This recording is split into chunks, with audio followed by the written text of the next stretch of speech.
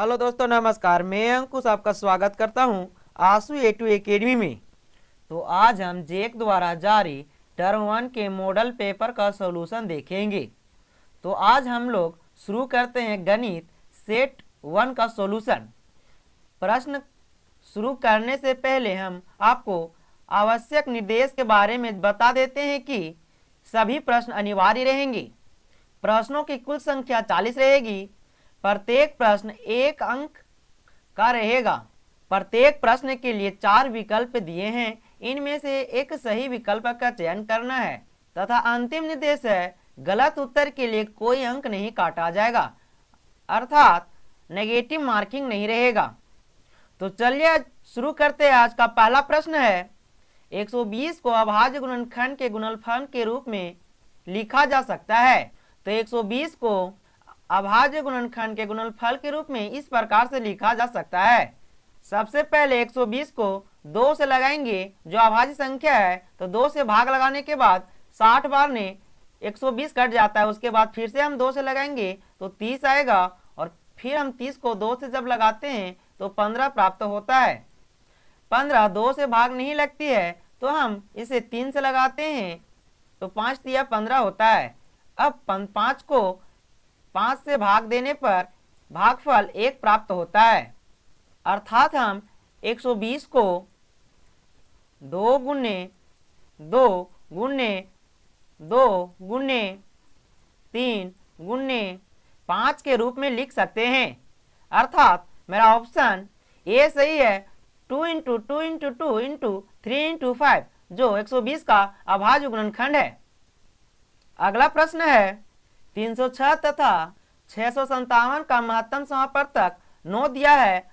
306 तथा 657 का लघुत्तम समापवर्तक क्या होगा? तो हम लोग जानते हैं कि यदि दो संख्या ए बी है तो दो संख्याओं का गुणनफल बराबर होता है एलसीएम इंटू एचसीएफ। अर्थात इस प्रश्न में दो संख्याएं दिया गया है। जो पहली संख्या 306 है और दूसरी संख्या 657 है। तो दोनों का गुणनफल एलसीएम इंटू एचसीएफ। एचसीएफ हमारा 9 दिया हुआ है। अगर इस इक्वेशन को सोल्व किया जाए तो 9 306 को 34 बार में विभाजित करती है, अर्थात जो एलसीएम होगा वह 34 गुने 657 के बराबर होगा और ये दोनों का गुणनफल 22,338 प्राप्त होता है। अर्थात इस प्रश्न का सही आंसर है ऑप्शन बी 22,338। अगला प्रश्न है 15 और 25 का एचसीएफ है। तो 15 और 25 का एचसीएफ 5 होता है। एचसीएफ निकालने का 2 तरीका होता है, पहला भाग विधि तथा दूसरा अभाज्य गुणनखंड विधि द्वारा। तो हम भाग विधि द्वारा आपको निकाल कर बता देते हैं कि 15 और 25 का एचसीएफ कितना होगा। तो 15 को डिवाइड करेंगे 25 में तो 15 कम 15, जब इसको घटाएंगे तो 10 प्राप्त होता है शेषफल। एचसीएफ का रूल है कि जो रिमाइंडर बचता है वह भाजक बन जाता है और जो सबसे पहले भाजक होता है वह भाज्य बन जाता है। तो यहाँ 15 भाज्य बन जाएगा, फिर 10 से कम 10 होगा, फिर से शेषफल 5 प्राप्त होगा, फिर से शेषफल भाजक बन जाएगा और जो पहले भाज्य था जो भाजक था वो भाज्य बन जाएगा, अर्थात 10 भाज्य बन जाएगा। अब 5 दूना 10, यह पूरा पूरी कट गया। जब तक यह पूरा पूरी न कटे तब तक हम इसे इसी प्रकार से भाग देते रहेंगे। जब शेषफल 0 प्राप्त हो जाता है तो जिस संख्या से हम भाग देते हैं वही संख्या एचसीएफ कहलाता है। अर्थात इस प्रश्न का एचसीएफ 5 आ गया, अर्थात 15 और 25 का एचसीएफ 5 होगा। अगला प्रश्न है एक प्राकृतिक संख्या का अभाज्य गुणनखंड उनके गुणनखंडों के क्रम को छोड़ते हुए होता है। तो एक प्राकृतिक संख्या का अभाज्य गुणनखंड उनके गुणनखंडों को क्रम के छोड़ते हुए अद्वितीय होता है। अद्वितीय कहने का अर्थ उसका केवल एक हल होता है। इसको हम एग्जाम्पल के माध्यम से समझ सकते हैं। जैसे अगर हम 30 का अभाज्य गुणनखंड निकालते हैं तो 2 से लगेगा 15 बार में और फिर यह 3 से लगेगा 5 बार में, अर्थात 30 का अभाज्य गुणनखंड 2 इंटू 3 इंटू 5 प्राप्त होता है। अगर हम इसे दूसरे क्रम में करें तो इस प्रकार से भी किया जा सकता है। 30 को अगर हम सबसे पहले 3 से लगाएं तो 10 प्राप्त होगा, और फिर 10 को अगर हम 2 से भाग दें तो 5 प्राप्त होता है। अर्थात इसे हम 3 इंटू 2 इंटू 5 भी लिख सकते हैं। या फिर हम 30 को सबसे पहले 5 से भाग दे भी सकते हैं, तो 5 से देंगे तो 6 प्राप्त होगा, तो 6 को फिर से हम अगर 3 से देते हैं तो 2 प्राप्त होता है। अर्थात 30 का अभाज्य गुणनखंड इस प्रकार से भी लिखा जा सकता है, 5 इंटू 3 इंटू 2।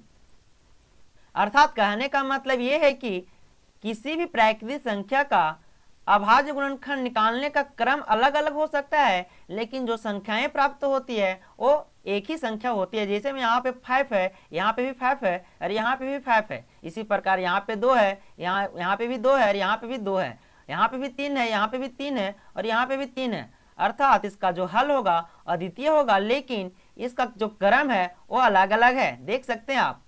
तो इस प्रकार से हम कह सकते हैं कि एक प्राकृतिक संख्या का अभाज्य गुणनखंड उसके गुणनखंडों के क्रम को छोड़ते हुए अद्वितीय होता है। अगला प्रश्न है, द्विघात बहुपद होगा जिसके शून्यक का योग √2 और गुणनफल 1/3 है। तो इस प्रश्न के लिए सबसे पहले हम आपको बता दें कि जब किसी समीकरण का शून्यक का योगफल तथा शून्यक का गुणनफल दिया हो तो एक फॉर्मूला होता है समीकरण लिखने का। यह फॉर्मूला इस प्रकार है, x square minus alpha plus beta into x plus alpha into beta is equal to 0। ये द्विघात समीकरण लिखने का एक फॉर्मूला है। तो इस फॉर्मूला में सबसे पहले अल्फा प्लस बीटा है और अल्फा इंटू बीटा है। तो सबसे पहले यहाँ अल्फा इंटू बीटा बराबर दिया हुआ है 1/3 और अल्फा प्लस बीटा बराबर दिया हुआ है √2।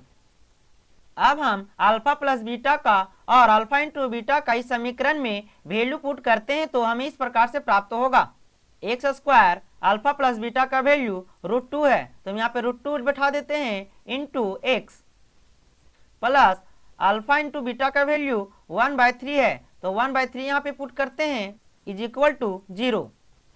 अब हम इस समीकरण से 3 का एलसीएम लेते हैं तो इस प्रकार से प्राप्त होगा, 3 का एलसीएम लेने के बाद 3x square minus 3√2x plus 1 is equal to 0 प्राप्त होगा। यहाँ के बाद हम केंचा गुना करते हैं तो इसके नीचे में कुछ नहीं होता है तो 1 छुपा हुआ रहता है। इसके बाद केंचा गुना करते हैं तो कुछ इस प्रकार से प्राप्त होगा, 3 into x square minus 3√2x plus 1 is equal to किसी भी संख्या को 0 से गुना करने के बाद वह 0 हो जाता है। तो हमको समीकरण प्राप्त हुआ 3x square minus 3 into 2√x plus 1 is equal to 0, जो ऑप्शन बी में है। अर्थात इस प्रश्न का सही answer option B 3x square minus 3√2x plus x है। अगला प्रश्न है, यदि x square plus bx plus c के शून्यक अल्फा बीटा हो तो अल्फा प्लस बीटा का मान ज्ञात करें। तो alpha plus beta is equal to होता है -b/a, जो ऑप्शन नंबर ए में है, -b/a। तो इस प्रश्न का सही उत्तर है ऑप्शन ए -b/a।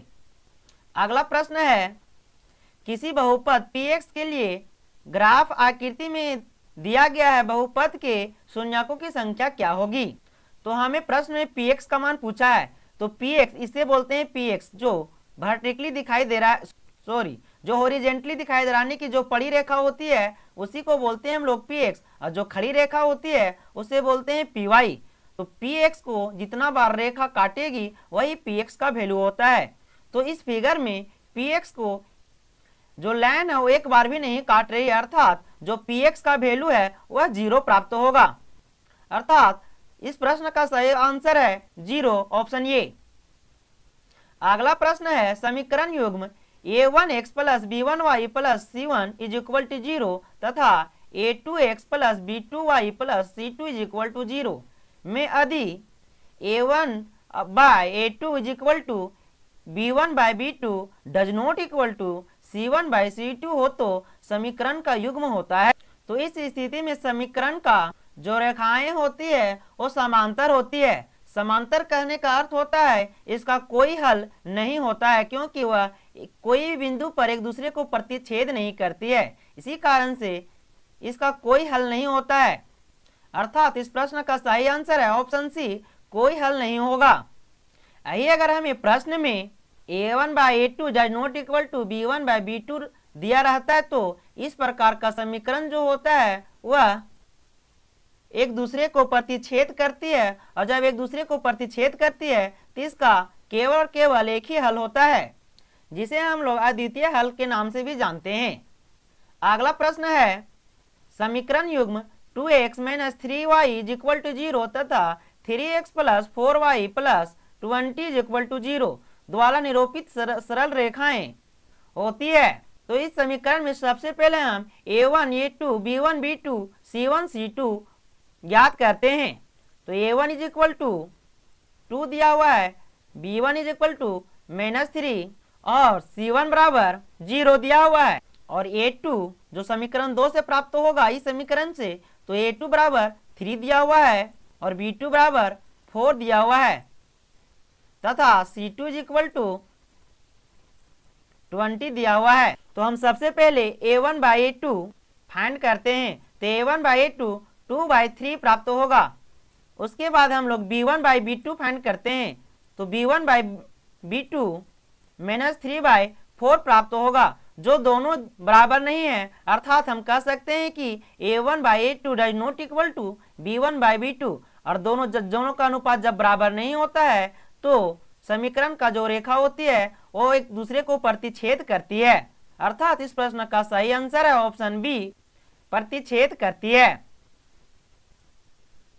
अगला प्रश्न है c के किस मान के लिए समीकरण युग्म cx - y = 2 तथा cx - 2y = 4 का अनंत हल है।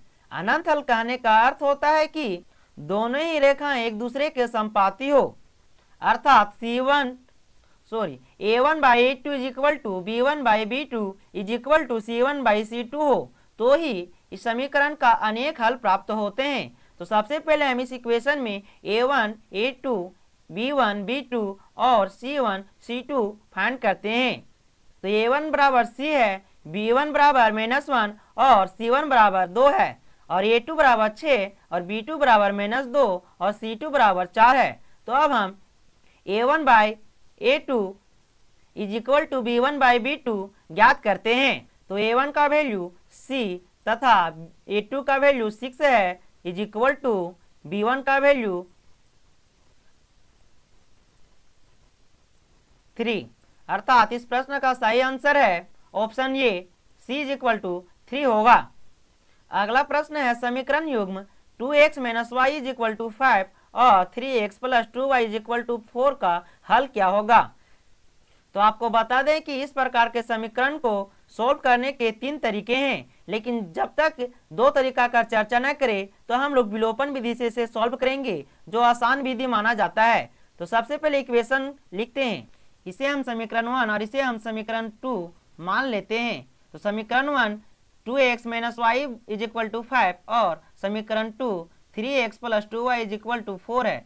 तो इसमें जिसका साइन अलग अलग है उसे हम बराबर करते हैं, यानी कि हम समीकरण 1 को अगर हम 2 से गुना कर दें तो ये दोनों बराबर हो जाएंगे, और इसे हम प्लस माइनस दोनों को काट सकते हैं। तो प्राप्त हो गया यहाँ पे हो गया 2 दूना 4x + 3x यानी कि 7x। दोनों को अगर हम ऐड कर देते हैं तो = 5 दूना 10 और 4 14।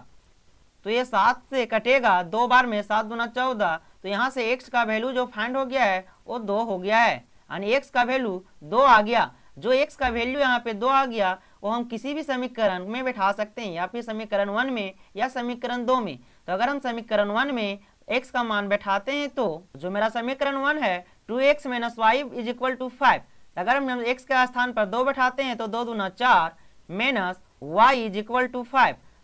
अब अगर ये संख्या इधर प्लस में तो बराबर के उधर जाकर माइनस में हो जाता है, यानी कि -y = 5 - 4 प्राप्त होगा, -y = 1 प्राप्त होगा।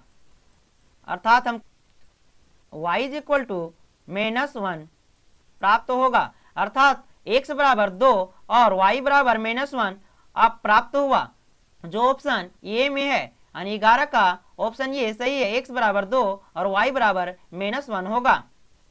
अगला प्रश्न है, वह रैखिक समीकरण युग्म जिसका कोई हल नहीं होता है क्या कहलाता है?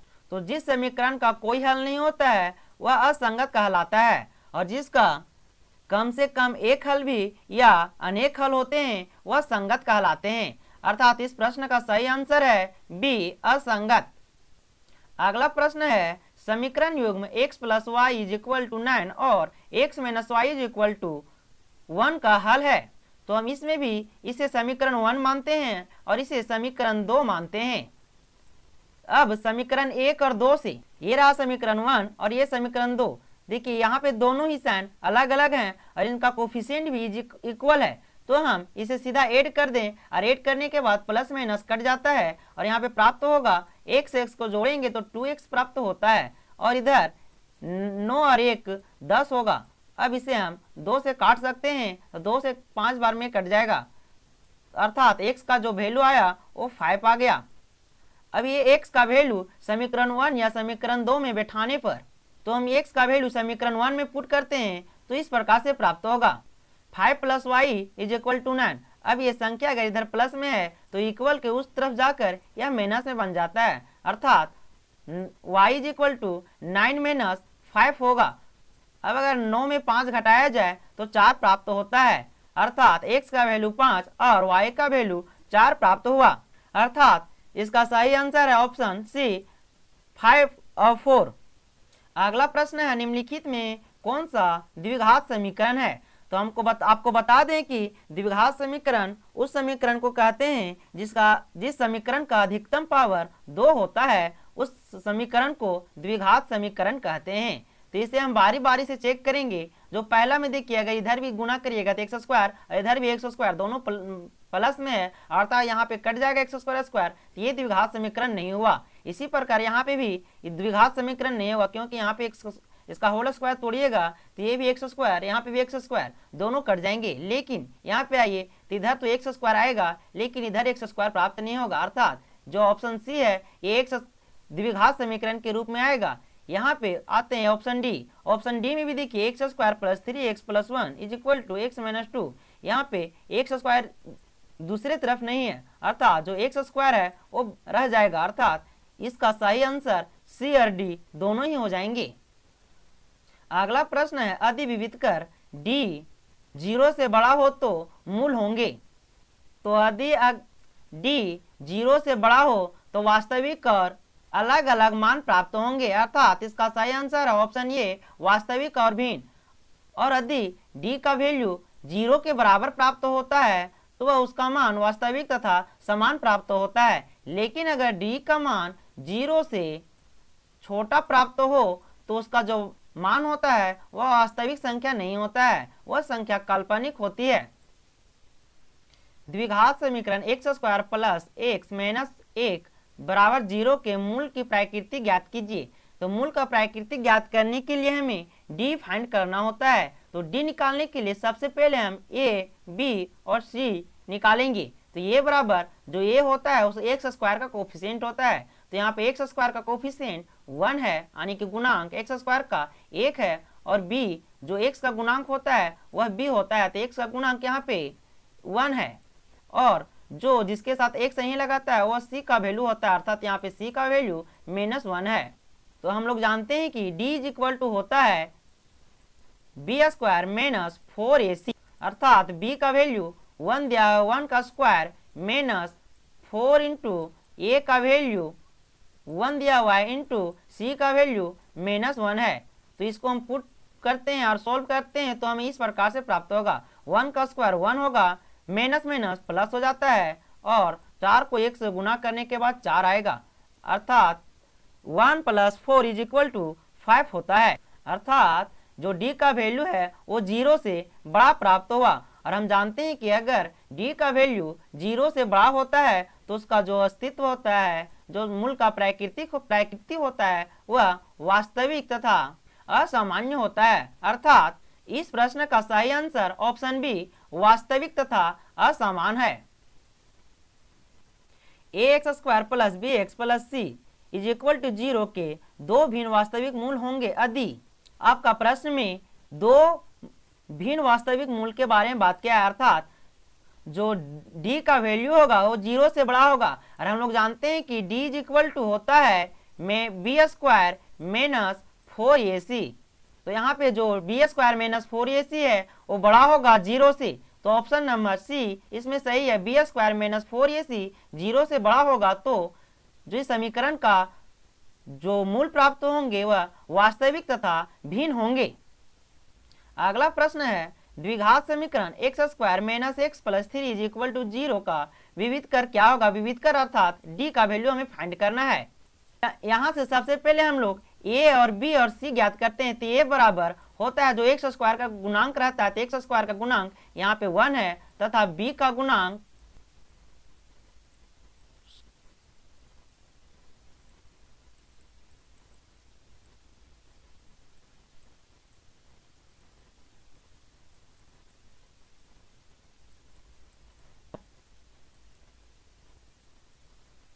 ऑप्शन डी माइनस 11 होगा।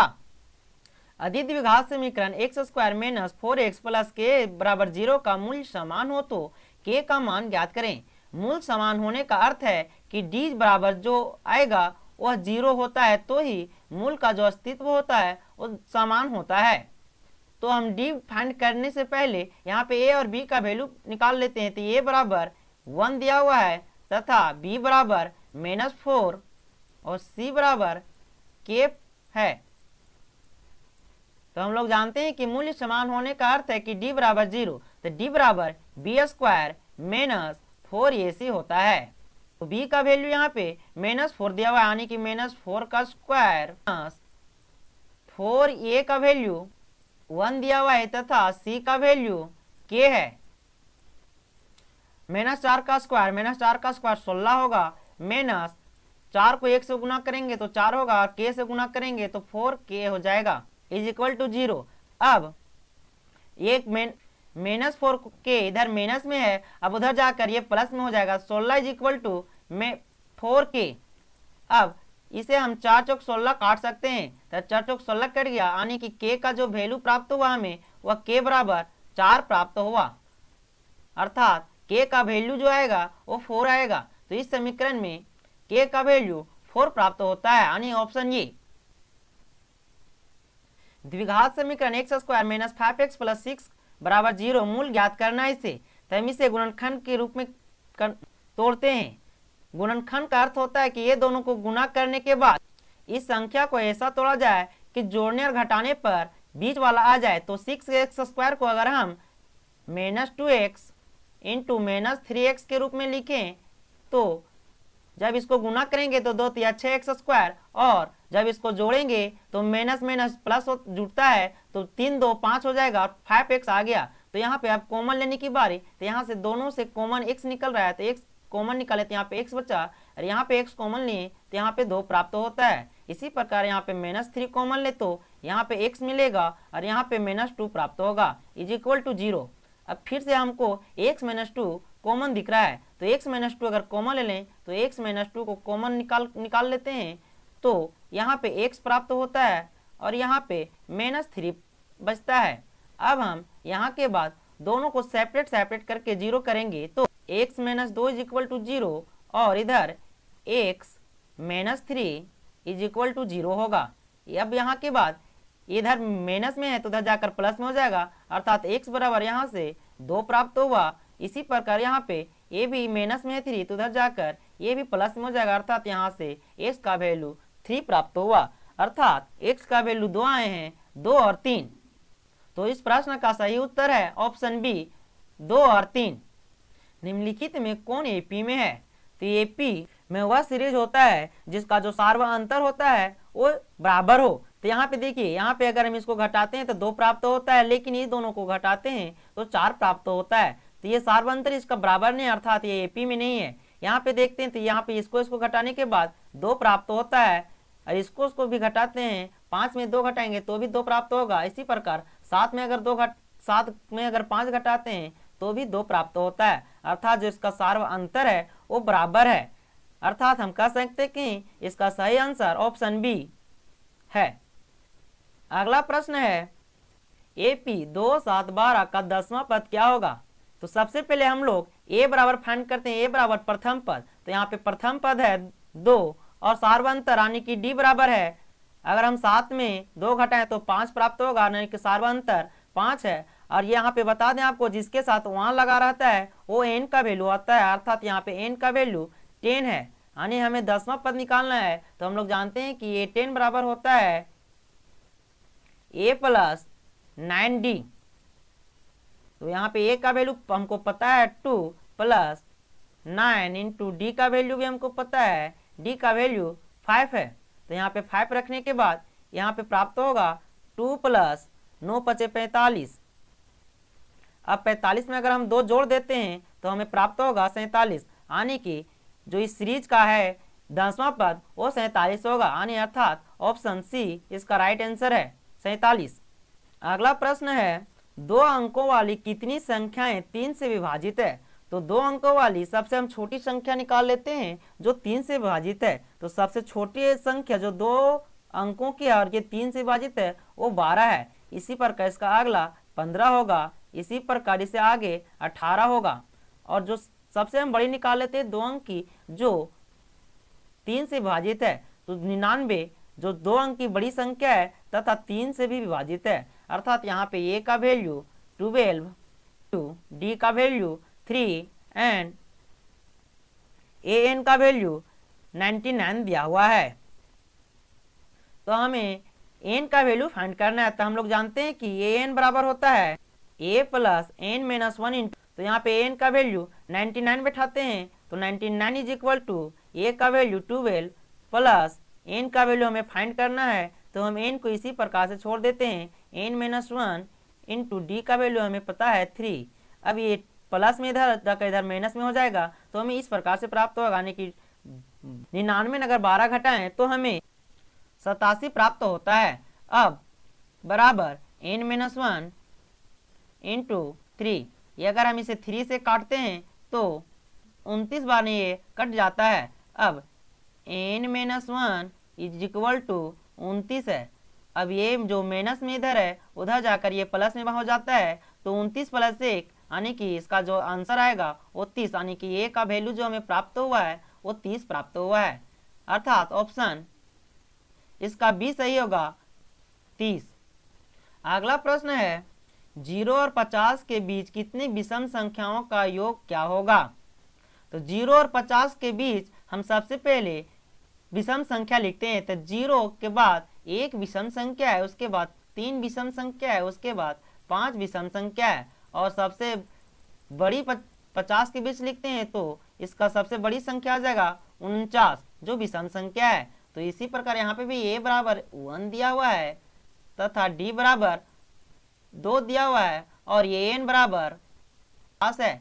तो यहाँ पे भी हमें सभी संख्याओं का सम ज्ञात करना है। तो सम ज्ञात करने के लिए हमें सबसे पहले यहाँ से n को निकालना होगा। तो n को हम निकाल सकते हैं, an बराबर हम लोग जानते हैं कि a plus n minus 1 into D होता है। तो an का वैल्यू बैठा an बराबर 49 इज इक्वल टू a का value 1 plus n minus 1, n जो n का वैल्यू हमें फाइंड करना है, तो हम उसी प्रकार से n को छोड़ दें और d का वैल्यू 2 दिया हुआ है तो 2 बैठाते हैं। अब ये प्लस में इधर जाकर माइनस में हो जाएगा, तो ये 48 हो जाएगा। ये 48 is equal to n minus 1 into 2। अब इसको हम 2 से अगर काटते हैं तो 24 दूनी 48 होता है, तो 24 बार में ये कट गया, अर्थात n minus 1 is equal to 24 प्राप्त होगा। अर्थात ये n बराबर जो प्राप्त होगा वो इधर माइनस में है, इधर जाकर प्लस में जाएगा, तो 24 में एक जोड़ेंगे तो 25 प्राप्त होगा, अर्थात जो n का वैल्यू आ गया वो 25 आ गया।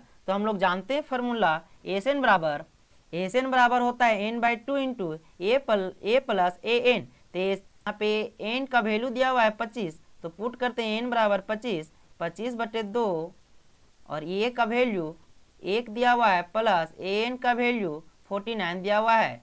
अब हम 49 और 1 को ऐड करें तो 50 प्राप्त होगा।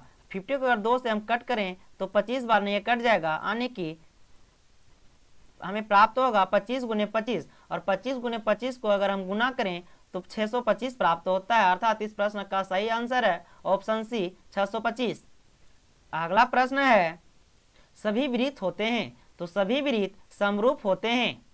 समरूप कहने का अर्थ अगर हम ये दो फिगर को एक साथ में रख दें तो एक दूसरे को अच्छी तरह से ढक ले तो इसे हम समरूप कहते हैं।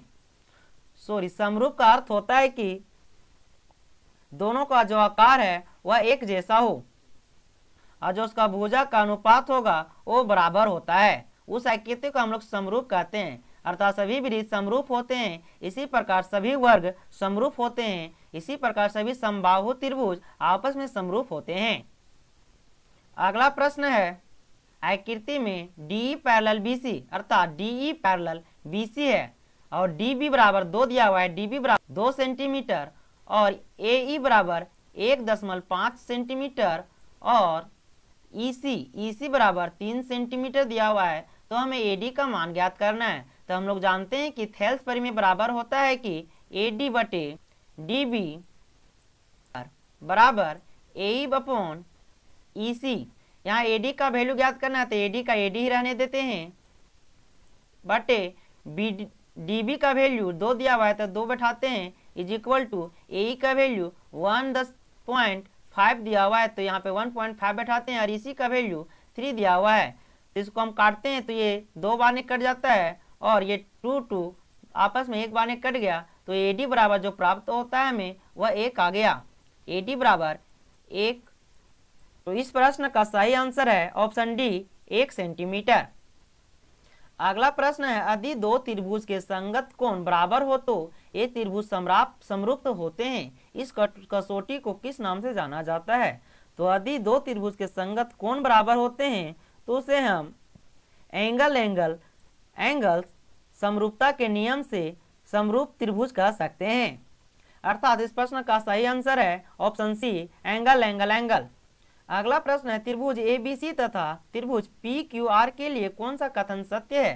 तो यहाँ पे ध्यान दें कि जो एंगल जिसके बराबर में है उसी प्रकार से इसका नाम लिखा जाता है। तो यहाँ पे एंगल A बराबर एंगल P है, दोनों का मान 60 है तो एंगल A बराबर एंगल P। इसी प्रकार एंगल B बराबर एंगल Q जो दोनों का मान 80 है। Angle C is equal to angle R जो दोनों का मान 40 डिग्री है। तो हम कह सकते हैं कि त्रिभुज ABC समरूप है त्रिभुज PQR, अर्थात ऑप्शन डी इसका राइट आंसर है। त्रिभुज ABC समरूप है त्रिभुज PQR, यानी कि जिस क्रम में इसको लिखेंगे उसी क्रम में इससे भी लिखेंगे तो समरूप लिखने का यह सही तरीका होता है। अगला प्रश्न है यदि दो समरूप त्रिभुज के संगत भुजा का अनुपात 4:9 हो तो उनके क्षेत्रफल का अनुपात होता है। तो आपको बता दें कि अगर दो त्रिभुज समरूप हों और उसका भुजा का अनुपात 4:9 हो तो उसका जो क्षेत्रफल का अनुपात हो जाता है जस्ट इसका स्क्वायर करने पर उसका क्षेत्रफल का अनुपात प्राप्त होता है। अर्थात 4 का स्क्वायर करेंगे तो 16 आएगा, अनुपात 9 का स्क्वायर करेंगे तो 81 प्राप्त होता है, जो ऑप्शन नंबर डी सही है। अगला प्रश्न है एक समबाहु त्रिभुज की भुजा 2a तो उसके शीर्ष लंब की लंबाई क्या होगी। हम मान के चलिए ये त्रिभुज समबाहु त्रिभुज है तो ये 2a ये भी 2a ये भी 2a, यानी कि समबाहु त्रिभुज का हर एक भुजा बराबर होती है। तो हम बोल सकते हैं अगर ये पूरा यहाँ से यहाँ तक 2a है तो ये भी यहाँ से लेकर यहाँ तक a होगा और यहाँ से लेकर यहाँ तक भी a होगा। अब ध्यान से देखिए तो ये जो ये लंब होता है वो 90 डिग्री का एंगल बनाएगा यहाँ पे, तो ये समकोण त्रिभुज का निर्माण करता है और इस समकोण त्रिभुज का कर्ण हुआ ये आधार हुआ। तो क्या हम यहाँ से लंब ज्ञात कर सकते हैं, यानी कि पाइथागोरस प्रमेय का उपयोग कर हम निकाल सकते हैं इसका लंब। तो पाइथागोरस प्रमेय होता है सूत्र कर्ण का स्क्वायर इज इक्वल टू लंब का स्क्वायर प्लस आधार का स्क्वायर। अर्थात हमें अगर लंब निकालना है तो अंडर रूट कर्ण का स्क्वायर, कर्ण बराबर 2a दिया हुआ है तो 2a का स्क्वायर माइनस आधार का स्क्वायर यानी कि a का स्क्वायर। तो अगर हम 2 का स्क्वायर करें तो 2 का स्क्वायर 4 और a का स्क्वायर करें तो a स्क्वायर हो जाएगा। इसी प्रकार यहाँ पे minus a square, 4a square में a स्क्वायर हम घटा दें तो 3a स्क्वायर प्राप्त होता है। तो 3a स्क्वायर अगर हम इसका रूट निकालें तो 3 का तो वर्गमूल नहीं निकाला सकता है, जिसका रूट 3 हो जाएगा और ए स्क्वायर को अगर हम रूट निकालें तो ए प्राप्त होगा, यानी कि जो हमें शीर्षलंब प्राप्त हुआ वो √3a होता है। तो इस प्रश्न का सही आंसर है ऑप्शन ए √3a। अगला प्रश्न है त्रिभुज ABC में AB 6√3 सेंटीमीटर तथा AC 12 सेंटीमीटर तथा BC 6 सेंटीमीटर है, तो B का मान क्या होगा। तो एंगल का B मान निकालने के लिए सबसे पहले हम फिगर ड्रॉ करते हैं। लगभग इसका फिगर हम एक समकोण त्रिभुज की तरह बना लेते हैं। देखिए सबसे बड़ा जो है, सबसे पहले इसे नाम देते हैं A, B एंड C। तो AC का वैल्यू 12 और BC का वैल्यू 6 और AB का वैल्यू 6√2 है, सॉरी √3 है। तो हम लोग जानते हैं कि अगर ये दोनों का स्क्वायर करने के बाद अगर ऐड करें और इसके स्क्वायर के बराबर आ जाए तो ये पाइथागोरस को फॉलो करेगा, यानी कि पाइथागोरस के विलोम से हम बोल सकते हैं कि एंगल B बराबर 90 डिग्री होगा। तो सबसे पहले से हम चेक करते हैं, तो क्या हो जाएगा 6 × √3 का स्क्वायर प्लस 6 का स्क्वायर इज इक्वल टू आना चाहिए 12 का स्क्वायर के बराबर। तो इसका स्क्वायर करेंगे तो 108 प्राप्त होगा। 108 प्लस अगर 6 का स्क्वायर करें तो 36 प्राप्त होता है, इज इक्वल टू 12 का स्क्वायर 144 होता है। अब ये दोनों को जोड़े 108 प्लस 36 तो हमें 144 प्राप्त होगा, इज इक्वल टू 144, यानी कि दोनों का मान बराबर आ गया। यानी हम कह सकते हैं कि ये जो त्रिभुज ABC है ये समकोण त्रिभुज है, जिसका जो एंगल B है वो 90 डिग्री का है। अर्थात इस प्रश्न का सही आंसर है ऑप्शन B 90 डिग्री। अगला प्रश्न है एक वृत्त की कितनी स्पर्श रेखाएं हो सकती है। तो एक वृत्त में बहुत सारी स्पर्श रेखाएं हो सकती है। स्पर्श रेखा वह रेखा कहलाती है जो वृत्त के परिधि को एक बिंदु को टच करते हुए जाए तो उसे स्पर्श रेखा कहते हैं। अर्थात वृत्त के जो परिधि अनेक बिंदुओं से मिलकर बनी है, यानी हर एक बिंदु पर एक स्पर्श रेखा खींची जा सकती है। तो हम कह सकते हैं कि स्पर्श रेखा अनेक खींचे जा सकते हैं, यानी कि इसका जो सही आंसर है ऑप्शन सी अपरिमित रूप से अनेक रेखाएं खींची जा सकती है। अगला प्रश्न है वृत्त के केंद्र से 13 सेंटीमीटर दूर स्थित किसी बिंदु से वृत्त पर खींची गई स्पर्श रेखा की लंबाई 12 सेंटीमीटर है, तो वृत्त की त्रिज्या ज्ञात करें। देखिए सबसे पहले हम इसके लिए फिगर छापते हैं। ये वृत्त है, ये वृत्त का केंद्र है। वृत्त के केंद्र से जो बाह्य बिंदु है कोई, इसकी लंबाई 13 सेंटीमीटर है और जो ये रेखा स्पर्श करती है वृत्त के, उसकी लंबाई 12 सेंटीमीटर है।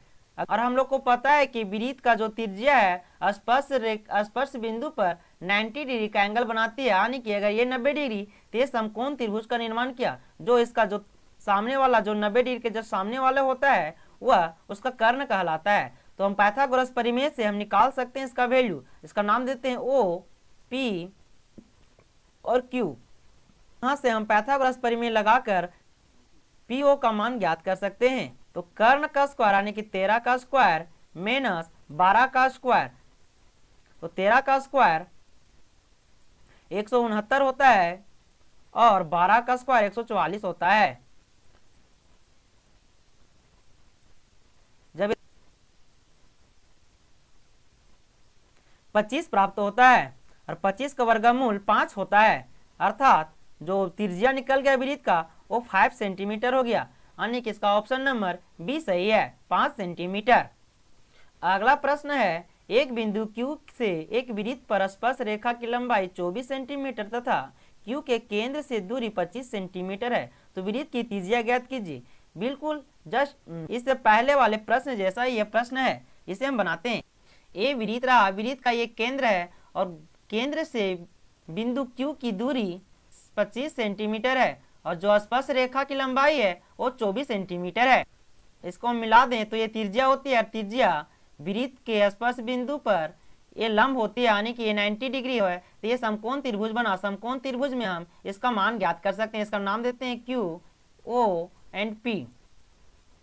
तो हम पाइथागोरस परिमेय की सहायता से इसका त्रिज्या का मान निकाल सकते हैं, यानी कि कर्ण का स्क्वायर यानी 25 का स्क्वायर 24 का स्क्वायर का रूट 25 का स्क्वायर 625 माइनस 24 का स्क्वायर 576 होता है। अगर ये दोनों को घटाएंगे तो 49 प्राप्त होगा और 49 7 का वर्ग होता है, यानी कि 49 का वर्गमूल 7 प्राप्त होगा। अर्थात इस प्रश्न का सही आंसर है ऑप्शन ए 7 सेंटीमीटर। दो सकेंद्रीय वृत्त की त्रिज्या 3 सेंटीमीटर तथा 5 सेंटीमीटर है। बड़े वृत्त की उस जीवा की लंबाई ज्ञात क्या होगा जो छोटी वृत्त को स्पर्श करती है। तो सबसे पहले आपको बता दें, सकेंद्रीय वृत्त मतलब एक ही केंद्र से होकर दो या दो से अधिक वृत्त खींचे जाती है तो उसे हम सकेंद्रीय वृत्त कहते हैं। ये इसका केंद्र है और एक ही केंद्र से अगर हम दो वृत्त को ड्रॉ करते हैं तो ये सकेंद्रीय वृत्त कहलाते हैं। तो छोटे वृत्त का जो त्रिज्या दिया हुआ है वो 3 सेंटीमीटर यानी कि यहाँ से यहाँ तक लेकर 3 सेंटीमीटर है।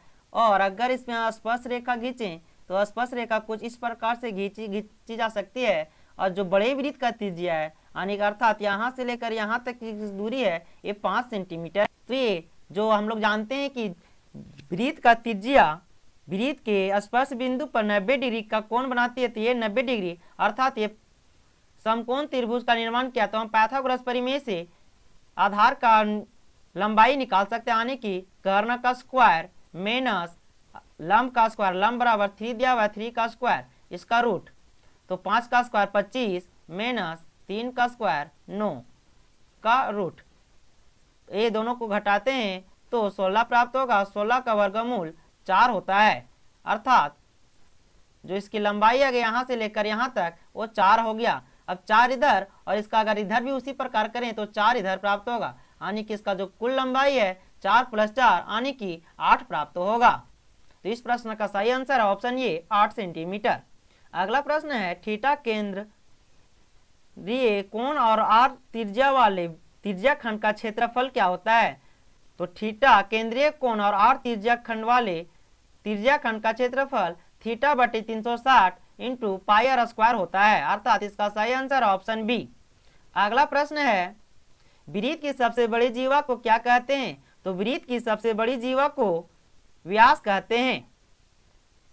वृत्त में व्यास से बड़ा जीवा खींचा नहीं जा सकता है, इसी कारण से हम वृत्त के सबसे बड़ा जीवा व्यास को कहते हैं।